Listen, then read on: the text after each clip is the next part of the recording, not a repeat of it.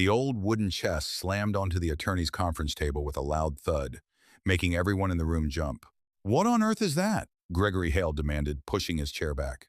Attorney Miriam Cross calmly folded her hands. "That," she replied, "was delivered exactly 1 hour ago with strict instructions that it must be opened only after everyone on this list arrived." Every pair of eyes shifted toward the chest. Only one person looked completely confused. Naomi Brooks stood quietly near the back of the room, still wearing the cardigan she had on at the neighborhood reading center where she volunteered after work. She had rushed over after receiving an unexpected phone call. I don't understand," Naomi said softly. "I wasn't even expecting to be here." Gregory scoffed. "You weren't." His wife crossed her arms. "This meeting concerns family matters." Naomi lowered her eyes. She had heard those words all her life. Family matters. Somehow they never included her. Attorney Cross cleared her throat. "Mr. Leonard Brooks specifically instructed that Naomi Brooks must be present before anything proceeds." The room fell silent. Gregory let out an irritated sigh. "My father had a habit of being sentimental." "No," the attorney replied. "He had a habit of being very precise." Naomi swallowed hard. Just 3 days earlier, she had stood beside her grandfather's hospital bed, holding his trembling hand while machines beeped around them. He could barely speak, yet somehow he managed to whisper one sentence. "Promise me, you'll keep listening." She never understood what he meant. Now she wondered if this meeting held the answer. Attorney Cross unlocked the chest. Instead of stacks of cash or jewelry, everyone saw dozens of neatly arranged envelopes. Gregory laughed. "You've got to be kidding." His younger sister, Denise, rolled her eyes. Dad turned his final wishes into another puzzle. Attorney Cross ignored them. She picked up the first envelope. "This one is addressed to Gregory Brooks." Gregory eagerly opened it. Inside was a handwritten letter. His smile faded as he read. "What is this supposed to mean?" "What does it say?" Denise asked impatiently. Gregory hesitated. "A house can shelter a family, but it cannot build one." Denise frowned. "That's it?" Attorney Cross nodded. "That is all." The second envelope went to Denise. She opened it immediately. "Success measured by applause disappears when the audience leaves." She looked offended. "What kind of inheritance is this?" The attorney simply continued. Envelope after envelope was opened. Every family member received only a short handwritten message. No money, no property, no bank account numbers, just words. Finally, Attorney Cross reached the last envelope. Naomi Brooks. Naomi carefully accepted it. Her hands trembled. Inside wasn't a letter. It was an old library card. Nothing more. Gregory burst into laughter. "I knew it." Denise joined him. "The forgotten granddaughter gets an expired library card." Several relatives chuckled. Naomi forced a weak smile, though embarrassment burned inside her. She turned the card over. Written in tiny handwriting were 5 words. "Look behind what everyone ignores." Attorney Cross looked directly at Naomi. "Your grandfather instructed me to tell you one more thing." Naomi looked up. "He said you would know where to begin." "I don't," Naomi whispered. The attorney smiled faintly. "He insisted you would." Gregory stood. "This is ridiculous." "Is it? My father owned apartment buildings, farmland investments, in half the commercial district downtown." He looked around the room. "Where is everything?" Attorney Cross calmly closed the chest. "That concludes today's meeting." "You can't be serious." "I am following instructions exactly as written." Gregory slammed both hands onto the table. "I'll challenge every word of this." "You are free to." Naomi quietly slipped the old library card into her purse. She wasn't thinking about money. She was thinking about her grandfather. Why a library card? As everyone stormed out arguing, she remembered something. Years ago, she couldn't have been older than 12. Her grandfather used to take her every Saturday morning to a tiny public library on Maple Street, not because they borrowed books, because he always insisted on returning one particular book every week. The same book, even when he never checked it out. At the time, she thought he was simply absent-minded. Now, her heart skipped. No way. The next morning, Naomi stood outside the abandoned Maple Street Library. The building had been closed for almost 8 years. Weeds pushed through cracked concrete. Broken windows reflected the cloudy sky. "This can't be right," she murmured. The front door was locked. She turned to leave. Then she remembered the note. "Look behind what everyone ignores." She walked around the building. Behind it stood an old metal book return box covered in vines. Hardly anyone would even notice it. She brushed away years of dirt. The slot wouldn't move. Then she reached into her purse. The old library card. Without thinking, she slid it into the rusted slot. Click. The metal door unlocked. Naomi froze. Inside wasn't a pile of books. There was a small leather notebook. She carefully pulled it out. On the first page, her grandfather had written, "If you're reading this," you remembered. Tears instantly filled her eyes. "You knew I'd come." She kept reading. "You always notice places everyone else forgot. That is why I trusted you." Naomi wiped her eyes. The next page contained nothing but an address. No explanation, just an address. It belonged to an old train station nearly 40 miles away. Later that afternoon, Naomi arrived there. The station had long been converted into a small history museum. She almost turned around. "This doesn't make any sense." An elderly caretaker sweeping the entrance smiled. "Can I help you?" Naomi showed him the notebook. His face changed immediately. "You should come inside. You know my grandfather? I've been expecting whoever carried that notebook." Naomi blinked. "Expecting?" "For almost 15 years. He locked the front door behind them." Her pulse quickened. "What is happening?" Without answering, the caretaker led her downstairs into a storage room. He pushed aside an old cabinet. Behind it was a steel door. He entered a 6-digit code. The heavy door slowly opened. Naomi gasped. The room wasn't filled with treasure.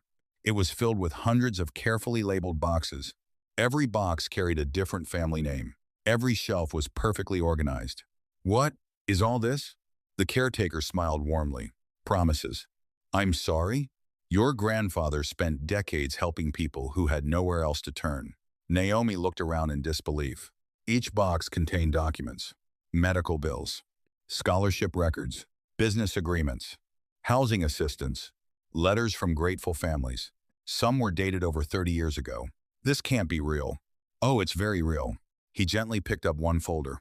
"Your grandfather never wanted recognition. He never told anyone. He wasn't trying to impress anyone." Naomi slowly turned another page of the notebook. There was another message. "People protect money. Very few protect hope." She whispered the words aloud. The caretaker nodded. "He wrote that after helping a family avoid losing their home." Naomi looked overwhelmed. "Why am I seeing this?" "Because he chose you." "No. There must be a mistake." "There isn't." The caretaker pointed toward the largest cabinet in the room. "It's locked." "So?" "He left the only key with someone he believed would earn it." Naomi immediately searched her purse. Nothing. No key. The caretaker smiled. "You've had it for years." "What?" "The key isn't made of metal." Naomi frowned. "I don't understand." Neither did the audience watching this story, yet. If you're already wondering what Leonard really left behind, take a second to like this video, subscribe to the channel, and tell us in the comments. Do you think wealth should always stay in the family, or should it go to the person who earns the trust? Naomi stared at the cabinet again. "What key?" The old caretaker smiled. "Answer me one question." She nodded. "What was the last promise you ever made to your grandfather?" Naomi's face slowly lost its color, because for the first time in years, she remembered. Naomi's lips parted, but no words came out. Then the memory rushed back so clearly it almost took her breath away. She had been 20 years old, helping her grandfather deliver donated books to a small shelter. The rain had been pouring. She complained the entire drive. "Grandpa, why do you always help strangers?" Leonard had smiled without taking his eyes off the road. They stop being strangers the moment someone cares. As they unloaded the last box, he had placed an old notebook in her hands. "If one day I'm gone before I finish what I've started, promise me something." She laughed nervously. "That sounds serious." "It is." "What do you want me to promise?" "Promise me you'll never ask who deserves help first. Just ask who needs it." She remembered squeezing his hand. "I promise." Naomi looked at the caretaker. "That was the promise." He smiled. "Exactly." He reached for the cabinet. "Say it again." Naomi frowned. "You mean?" "The promise." She placed her hand on the cabinet. "I promise I'll never ask who deserves help first. I'll ask who needs it." A soft click echoed through the room. The cabinet unlocked. Naomi stared in disbelief. "How?" The caretaker chuckled. "No magic." He opened the cabinet doors. A small voice recorder rested on the top shelf beside dozens of carefully organized binders. "You'll want to hear this." He pressed play. Leonard's familiar voice filled the room. "If this recording is playing, then my family has already argued about what I owned." Naomi smiled through her tears. Even after his passing, her grandfather sounded calm. I spent many years watching people mistake possessions for purpose. The recording paused briefly before continuing. Gregory will probably believe I hid money. Naomi couldn't help laughing. He's definitely doing that. The caretaker laughed too. The recording continued. Denise will wonder why I trusted someone who never asked for anything. Naomi lowered her eyes. And Naomi, you'll probably think you aren't enough. Fresh tears rolled down her cheeks. Leonard's voice softened. You've always been enough. Naomi covered her mouth. I chose you because you never volunteered to be noticed. You volunteered because someone needed an extra pair of hands. The recording clicked off. Silence settled over the room. The caretaker gently handed Naomi a thick binder. Open it. Inside were financial statements, property records, investment reports, business ownership certificates. Naomi stared at the numbers. This can't be right. It is. These aren't donations. No. They're profitable businesses. They are. Why are they listed under community foundations? The caretaker folded his hands. Because every business funds another act of kindness. Naomi looked up. What do you mean? One apartment building keeps rents below market for struggling families. He pointed to another file. That printing company pays for school supplies. Another binder. That bakery funds meal programs. Another. That repair garage trains unemployed young adults. Naomi slowly realized what she was looking at. This isn't an inheritance. No, it's an entire system. Exactly, she whispered. Grandpa built all this? Over 35 years. And no one knew? He preferred results over recognition. Before Naomi could speak again, her phone buzzed repeatedly. Gregory. Then Denise. Then 3 unknown numbers. She sighed. They've found me. The caretaker nodded. They always do. Naomi answered. Gregory didn't even say hello. Where are you? Why? The attorney just informed us there are additional assets. Naomi remained silent. Answer me. I don't know what you're talking about. Don't lie to me.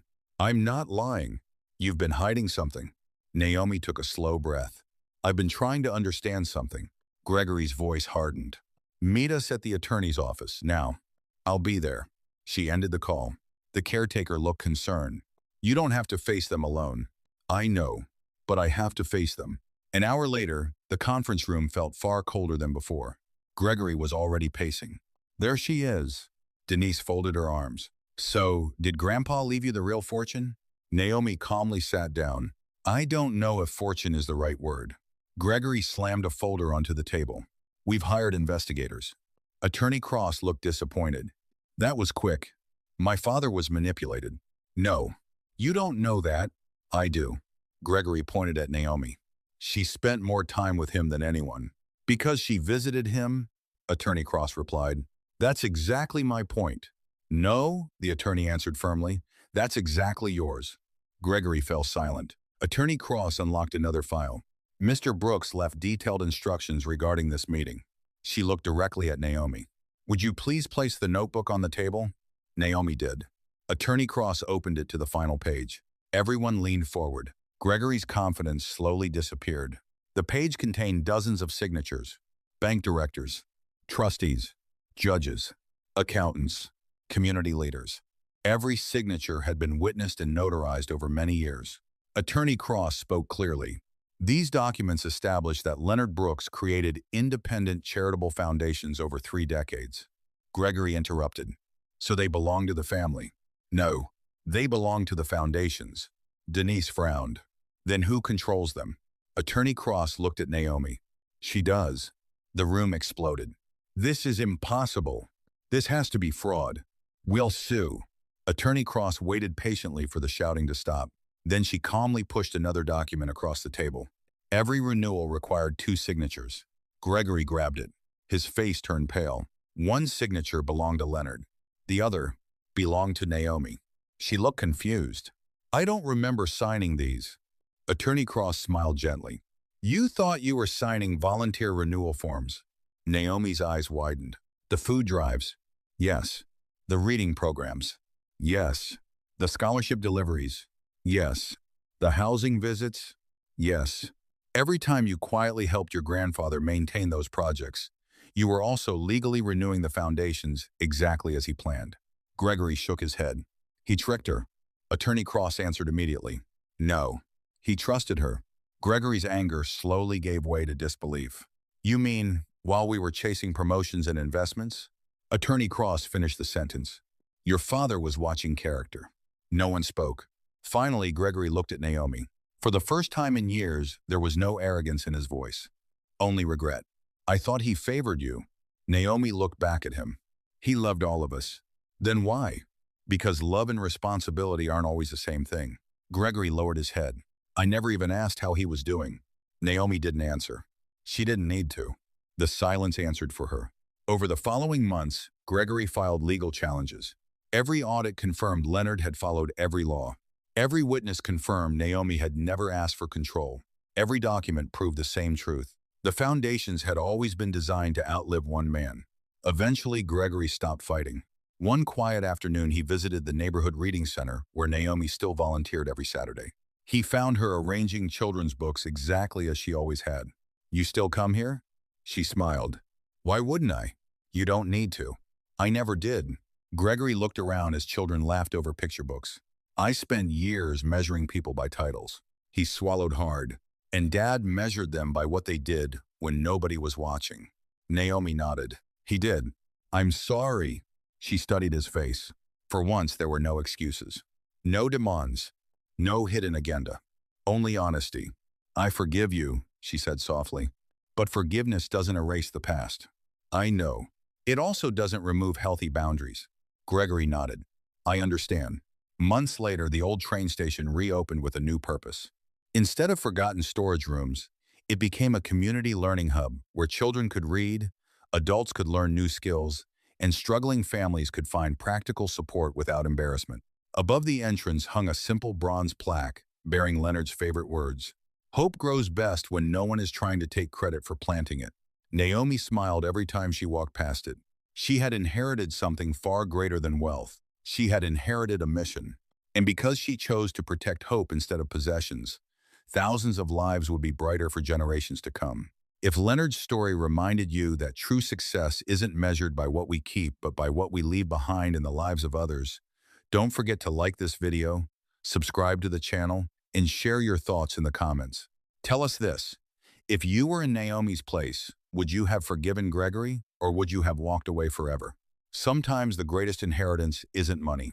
Sometimes it's becoming the kind of person someone trusted with the future long before you ever realized they were watching.